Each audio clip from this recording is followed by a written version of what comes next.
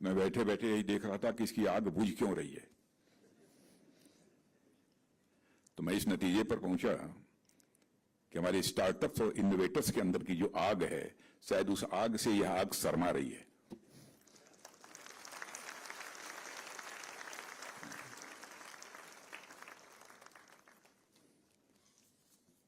General Upendra Dwivedi, chief of army staff, air chief marshal AP Singh, Chief of Air Staff, Sri R.K. Singh, OSD and Defence Secretary Designate, Sri Sanjeev Kumar, Secretary Defence Production, Dr. Sameer V. Kamath, Secretary DDR&D and the Chairman DIDO, Sri S.G. Dastidar, FADS, senior officials from MOD and Government of India, leaders of industry, academia, young entrepreneurs and innovators, मेरे media के मित्रों, अन्य देवियों व सज्जनों, सबसे पहले मैं डिपार्टमेंट ऑफ डिफेंस प्रोडक्शन को डेफ कनेक्ट का 4th एडिशन ऑर्गेनाइज करने के लिए हार्दिक बधाई देता हूं। साथियों, आज यहां मुझे आप सबके बीच खासकर अपने इनोवेटर्स, स्टार्टअप्स, MSMEs, रिसर्चर्स और इस स्टूडेंट्स के बीच आकर बेहद खुशी हो रही है। और मुझे खुशी इसलिए भी हो रही है कि मैं स्वयं ही विज्ञान का छात्र रहा हूं, फिजिक्स का छात्र रहा हूं। ऐसे जो हमारे इनोवेटर्स होते हैं, रिसर्चर्स होते हैं, तो उनसे मिलकर स्वाभाविक रूप से मेरे अंदर भी खुशी का एहसास होता है। और साथियों, यह खुशी तब और बढ़ जाती है जब आपसे मिलने के साथ साथ, आपसे बातचीत करने के साथ साथ हम इस मंच से डेफ कनेक्ट के 4th एडिशन का शुभारंभ देख रहे हैं। साथियों, आप इस बात के साक्षी हैं कि डेफ कनेक्ट बीते कुछ वर्षों में भारत के डिफेंस इकोसिस्टम में इनोवेशन की रिकॉग्निशन और इंकरेजमेंट का एक महत्वपूर्ण यह मंच बन गया है। डिफेंस इनोवेशन ऑर्गेनाइजेशन के नेतृत्व में डेफ कनेक्ट ने इनोवेशन के कल्चर को डेवलप करने में जो महत्वपूर्ण भूमिका निभाई है, वह सराहनीय है। साथियों, आज इस मंच से हमने पिछले आधे 1 घंटे में जिन कार्यक्रमों को देखा है, लगभग 25-30 मिनट के अंदर जिन स्कीम्स को लॉन्च होते देखा है, इन सब के पीछे की कहानी मैं मानता हूं निश्चित रूप से बहुत ही लंबी होगी। चाहे वह आईडेक्स अदिति 2 की लॉन्चिंग हो, चाहे आईडेक्स डिस्क 12 की लॉन्चिंग हो, चाहे वह ऑनलाइन पोर्टल का इनॉग्रेशन हो, यह सारी चीजें अपने पीछे की बहुत बड़ी एक मुहिम को, एक अभियान को दिखाती हैं। देखने में तो भले ही अलग अलग इवेंट लग रहे हों, लेकिन इसके पीछे की सोच कॉमन, बड़ी और बहुत गहरी है, बहुत ही डीप है।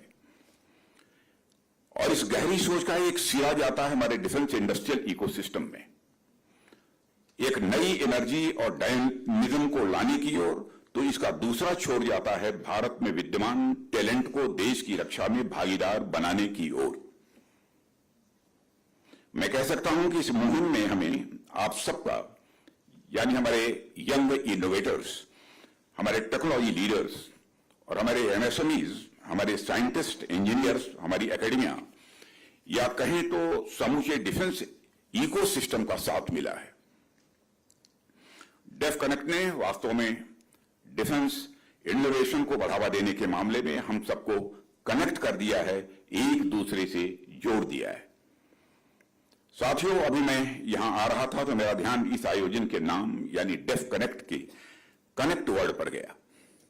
इस कनेक्ट का मेरी नजर में बहुत इंपॉर्टेंस है, बल्कि मैं कहूंगा कि इसकी इंपॉर्टेंस दिन ब दिन बढ़ती जा रही है।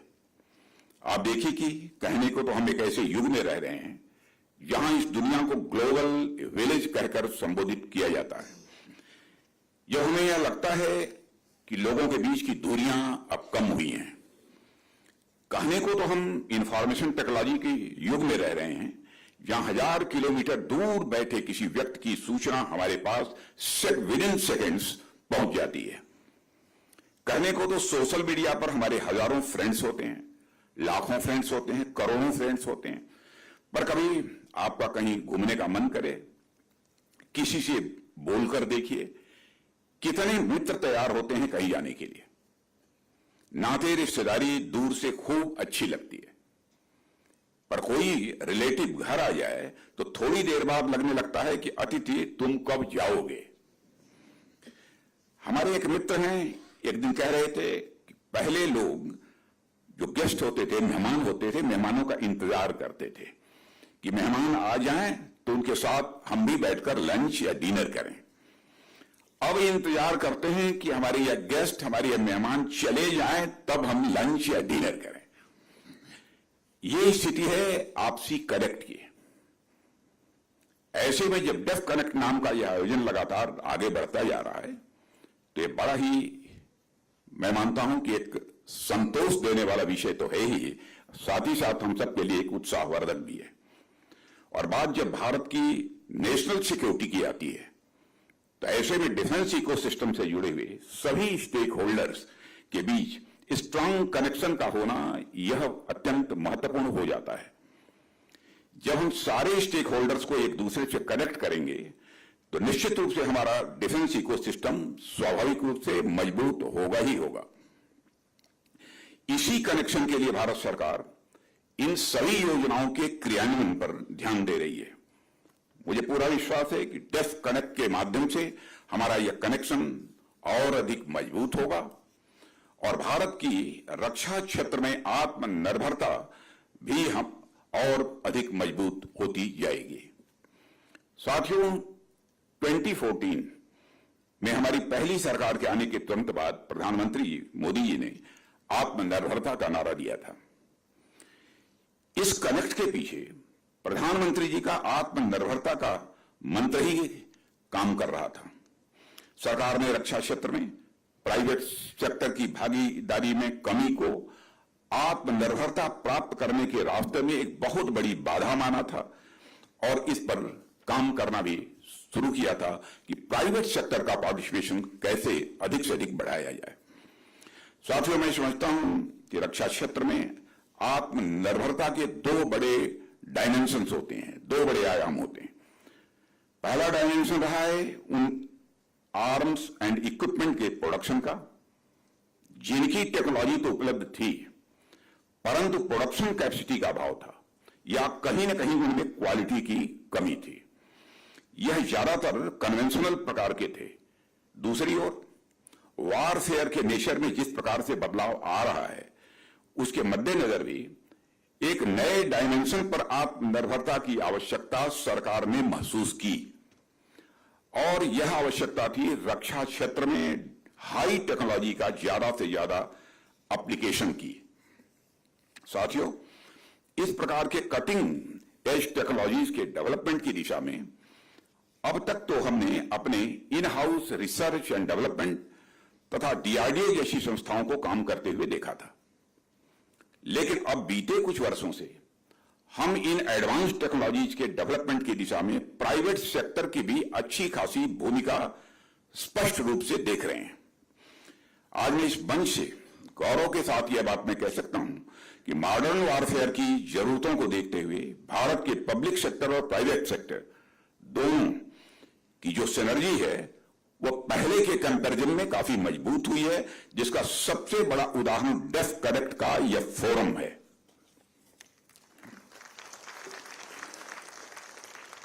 साथियों, मेरा यह मानना है कि आज हमारे देश में इनोवेटर्स, एंटरप्रेन्योर्स, साइंटिस्ट, स्टार्टअप आदि का जो वाइब्रेंट और डायनेमिक इकोसिस्टम है, इसमें जितनी सरकार की भूमिका है उतनी ही भूमिका प्राइवेट सेक्टर की भी है। कई बार तो मुझे ऐसा लगता है कि जब बात मॉडर्न टेक्नोलॉजी के डेवलपमेंट की आती है तो प्राइवेट सेक्टर इस मामले में पूरी तरह उपयुक्त दिखाई देते हैं, क्योंकि प्राइवेट सेक्टर आमतौर पर अपने इनोवेशन और रिसर्च एंड डेवलपमेंट के लिए ही वे जाने जाते हैं। साथियों, आप सब जानते हैं कि आज हमारे यूथ की ताकत का लोहा सारी दुनिया मान रही है। भारत के सभी इंडस्ट्रियल सेक्टर्स में जो यूथ टैलेंट पूल है उसे संपूर्ण विश्व में इस समय स्वीकारा जा रहा है। आप में से लोग विदेशों में जाते होंगे, वहां की एकेडमिया के साथ बातचीत होती होगी, हम लोगों का जाना होता है, बातचीत होती है। मैं सच बताऊं कि बहुत ही एक गौरव की अनुभूति होती है, सेंस ऑफ प्राइड मन के अंदर जो पैदा होता है, गौरव की अनुभूति होती है। क्या हमारा भारत था, भारत के बारे में धारणा क्या थी, आज इंटरनेशनल कम्युनिटी में भारत के बारे में कैसी धारणा बन गई है। एक सेंटेंस में भी कहना हो तो मैं कह सकता हूं कि इंटरनेशनल कम्युनिटी में भारत का स्टेचर तेजी के साथ बढ़ा है।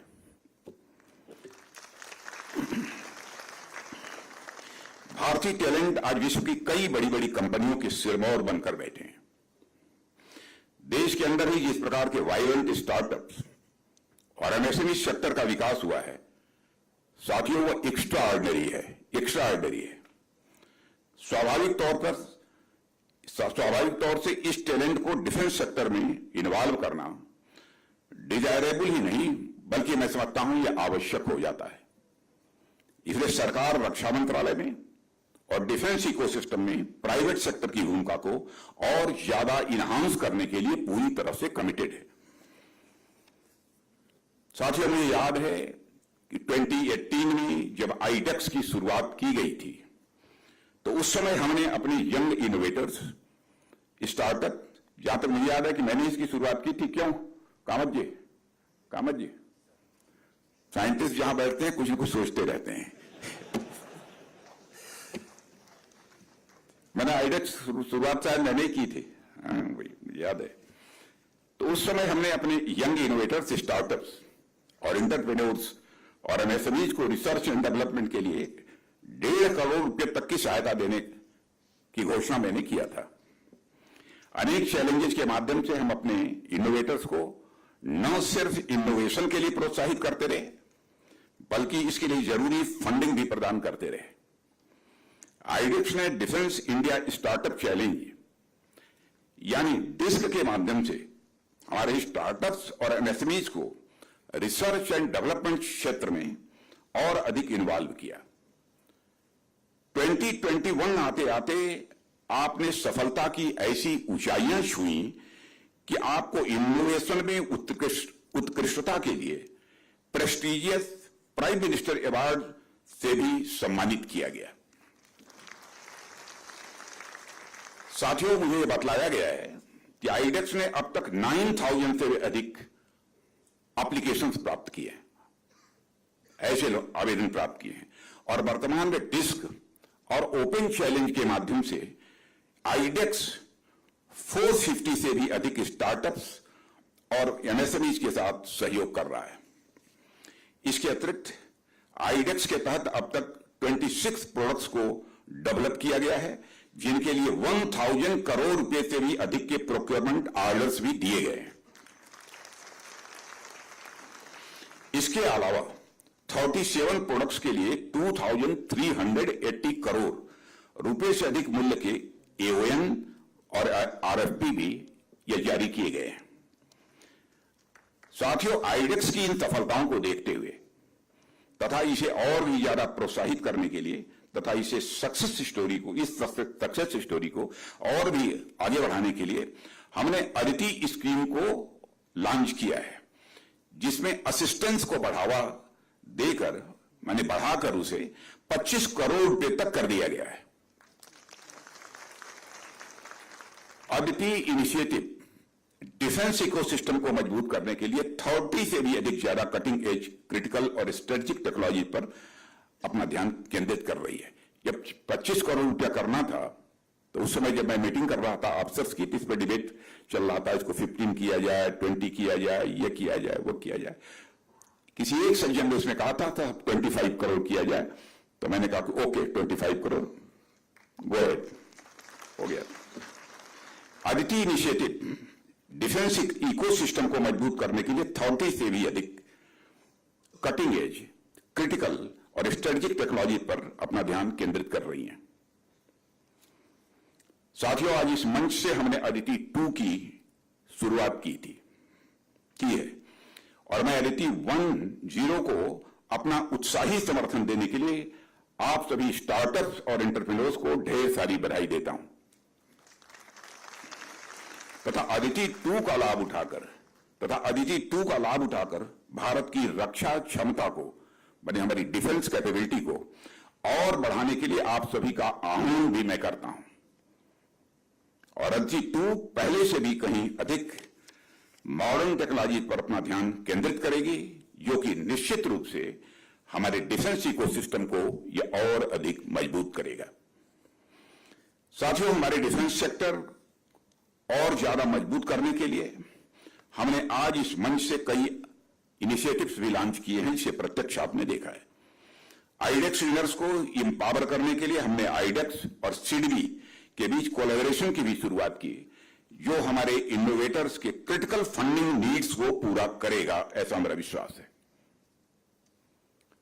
और साथियों, ट्रायल एंड टेस्टिंग इनोवेशन का एक बड़ा आधार होता है और इसके बिना इनोवेशन आगे बढ़ ही नहीं सकता है। ऐसे में इसकी सुविधा प्रदान करना इनोवेशन को बढ़ावा देने के प्रति सरकार की कमिटमेंट का भी एक बहुत बड़ा उदाहरण है।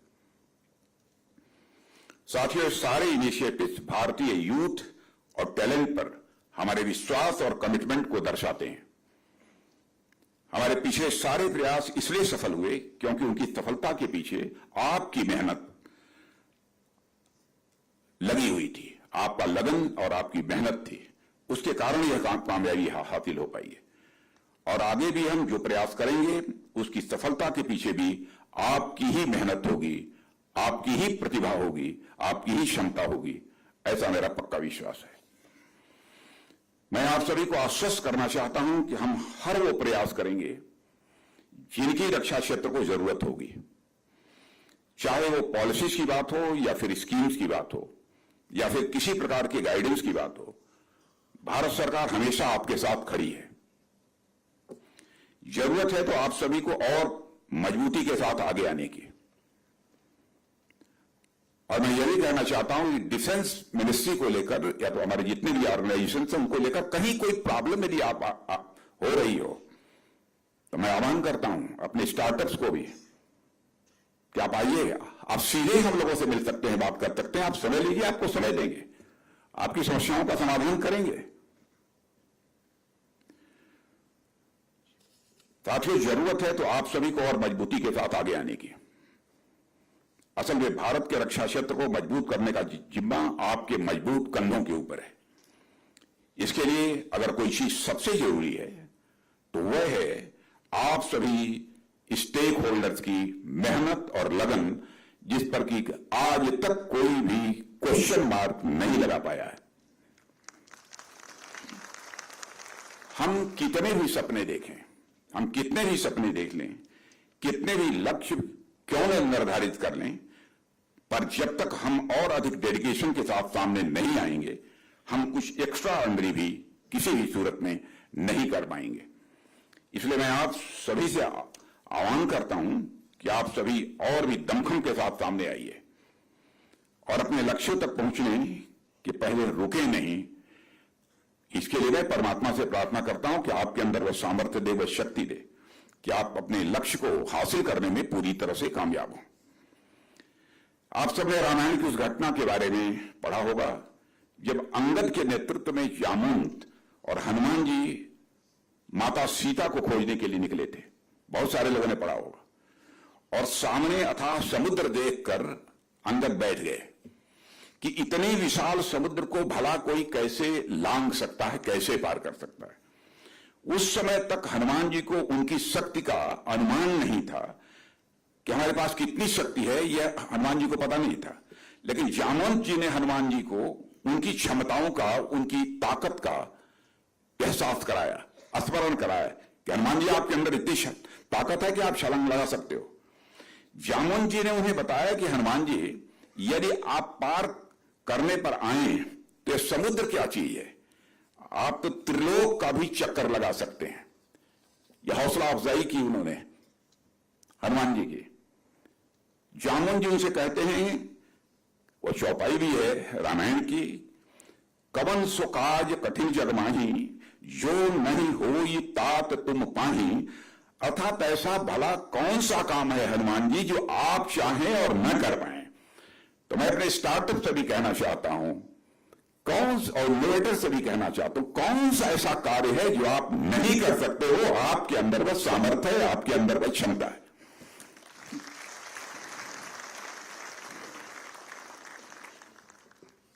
साथियों, हमारी भूमिका भी जामवंत जी जैसी है। हम आपको आपकी ताकत याद दिलाने और आपकी क्षमताओं को निखारने का काम बखूबी करेंगे, यह मैं आश्वस्त करना चाहता हूं। आप हनुमान की भूमिका में रहिए, हम लोग जामवंत की भूमिका में रहें। बाकी तो आप सबके अंदर इतनी अधिक क्षमता है कि आपके मजबूत कंधे भारत के विकास का भार उठाने के लिए पूरी तरह से सक्षम है। आपने पास्ट में उन क्षमताओं का प्रदर्शन भी किया है और मुझे पूरा विश्वास है कि आप आगे भी अपनी क्षमताओं के साथ न्याय करेंगे, जस्टिस करेंगे। साथियों, इस महत्वपूर्ण अवसर पर एक दो और विचार भी मैं आपके सामने शेयर करना चाहूंगा। इन विचारों को मुझे उम्मीद है कि आप एक चैलेंज की तरह लेंगे और उस पर नए सिरे से आप विचार करेंगे। आज हम तरह तरह के युद्धों, वनवास और युद्धों की संभावनाओं के बीच जी रहे हैं। जो कुछ भी विश्व में हो रहा है आप देख रहे हैं, चाहे वह रशिया यूक्रेन का हो, चाहे इस समय इजराइल का, ईरान का, बहुत सारी कंट्रीज के साथ जो कुछ भी चल रहा है। इन युद्धों में लगातार नई नई टेक्नोलॉजी का समावेश हुए चला जा रहा है। इनमें न सिर्फ कन्वेंशनल आर्म्स एंड एम्यूनिशन का यूज हो रहा है, बल्कि कई प्रकार के डुअल यूज या even purely civilian items and technology का इस्तेमाल भी किया जा रहा है, उन्हें वेपनाइज किया जा रहा है। ऐसे में हमें इस प्रकार की टेक्नोलॉजिकल एप्लीकेशन को गहराई से समझना होगा। हमें देखना होगा कि किस प्रकार से इन टेक्नोलॉजीज का इमेजिनेटिव यूज हम अपने डिफेंस के लिए कर सकते हैं। मैं यहां सिर्फ दूसरे युद्ध ग्रसित पार्टीज के एप्लीकेशंस के इमिटेशन की बात नहीं कर रहा हूं। मैं इससे आगे बढ़ते हुए उन प्रणालियों या एप्लीकेशन की ओर आपका ध्यान ले जाना चाहूंगा जो बिल्कुल नई हैं और सिर्फ हमारी हों, जो बिल्कुल नई हो और हमारी हों। यह तो हुई पहली बात। दूसरी बात जो मैं आप लोगों से करना चाहता हूं वह दूसरी बात है कि अभी तक डिस्क अथवा इस तरह की स्कीम्स में हम आपको अलग अलग चैलेंजेस देते हैं और आप उसका सलूशन देते हैं। जाहिर है ये सलूशंस आपको दिए गए चैलेंजेस पर निर्भर होते हैं और इसलिए स्पेसिफिक होते हैं। पर मैं चाहता हूं कि आप सभी इन सलूशन से आगे बढ़ते हुए ऐसी टेक्नोलॉजी, ऐसे इनोवेशंस ले आएं जो अब तक की रिक्वायरमेंट से भी कहीं आगे की चीज हो और वे हमारे डिफेंस और सर्विसेज की जरूरत बन जाएं। आज भले ही इतना महसूस हो रही हो डिफेंस को, लेकिन वो उनकी जरूरत बन जाए। जब ऐसा होने लगेगा तो मैं समझता हूं कि यह मंच एक 2 डे डायलॉग का मंच बन जाएगा। 2 वे डायलॉग का मंच, 2 डे नहीं 2 वे डायलॉग का यह मंच बन जाएगा और हम और अधिक सफल तरीके से सामने आएंगे। साथियों, आज का कार्यक्रम हमें यह दिखा रहा है कि हम सब अपने सम्मिलित प्रयासों के माध्यम से रक्षा क्षेत्र में भारत को आत्मनिर्भर बनाने की ओर अपने कदम बढ़ा चुके हैं। वैसे भी आत्मनिर्भरता जैसा बड़ा काम केवल सरकार अपने दम पर नहीं कर सकती है, बल्कि इसके लिए हमें इससे जुड़े हुए सभी स्टेक होल्डर्स का पूर्ण मनोयोग के साथ सहयोग, साथ यह जरूरी है। और मुझे यह कहते हुए खुशी हो रही है कि आप सब अब तक सरकार के साथ कदम से कदम मिलाकर चल रहे हैं और मैं तो कहूंगा जरूरत है तो सरकार से भी कदम से कदम मिलाकर तो चले ही, जरूरत है थोड़ा आगे भी बढ़े। साथ ही मुझे यह भी विश्वास है कि आगे भी हम सबका यह कनेक्शन और स्ट्रांग होता जाएगा और हम सब मिलकर भारत के डिफेंस इकोसिस्टम को दुनिया में सबसे मजबूत और सबसे अधिक मॉडर्न बनाएंगे। साथियों, मैं डेफ कनेक्ट के 4th एडिशन की सफलता की कामना करता हूं और साथ ही आज इनाग्रेट हुए सभी स्कीम्स की सफलता के लिए आप सभी को अपनी हार्दिक शुभकामनाएं देता हूं और मैं एक बार फिर आप सभी का आभार प्रकट करता हूं कि आप सबने मुझे इस कार्यक्रम में अपने बीच आमंत्रित किया। इन्हीं शब्दों के साथ पुनः सारे नौजवानों को अपनी तरफ से हार्दिक शुभकामनाएं देते हुए, सारे हमारे जो इनोवेटर्स हैं, हमारे जितने स्टार्टअप्स हैं, जितने भी हैं, सबको हार्दिक शुभकामनाएं देते हुए अपना निवेदन समाप्त करता हूं।